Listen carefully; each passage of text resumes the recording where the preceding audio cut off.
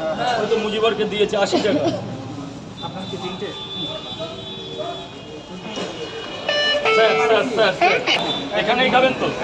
তিনটে পরোটা, দুটো ডিম, একটা ডিম, 40 টাকা দেবেন স্যার।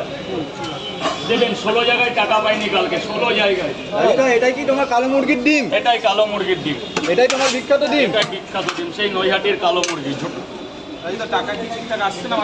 ও কোনো ব্যাপার না, আমি মানুষের সেবা করতে এসেছি, মানুষকে খাওয়াতে এসেছি। টাকাকে কোনোদিন ভালোবাসিনি ছোটবেলা থেকে, বাবার টাকাকে কোনোদিন ভালোবাসলাম না, তো আমি তো নিমিত্ত। আমাদের বড় ব্যবসা ছিল, তাই কোনোদিন বাবার পরোয়া করিনি। বাবা কিসের ব্যবসা? আমাদের আলুর ব্যবসা ছিল, তা লোকজন বেশি ছিল বলে ভুল হয়ে গেছে। আচ্ছা, মানে মানুষকে বেশি ভালোবাসতে চেয়েছিল।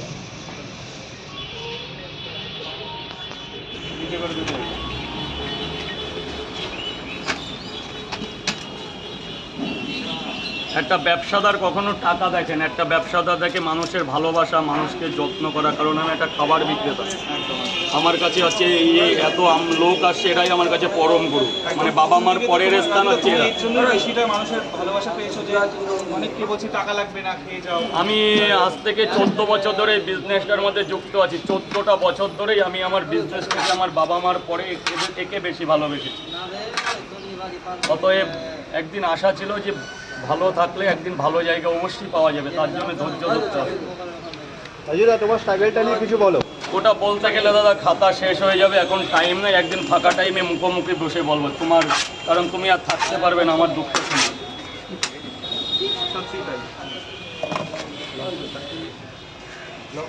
নিয়ে নিন না স্যার, এত আছে, পছন্দ হচ্ছে না একটা?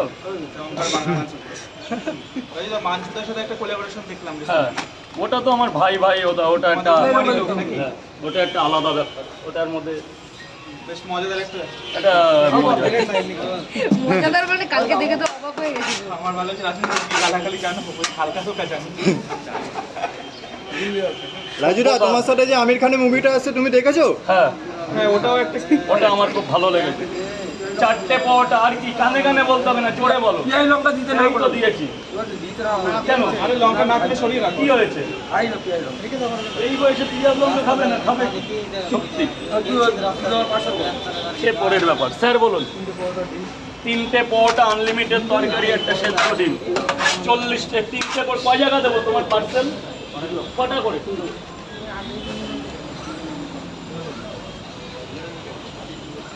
গোপালদা কালকে থেকে বিরিয়ানি। রাজুদা 7:30 বাজে। আরে গোপালদাই তো যাচ্ছে। রাজুদা 7:30 বাজে। হ্যাঁ, যাবো, একটু দরকার আছে। আমরা কি পাবো না?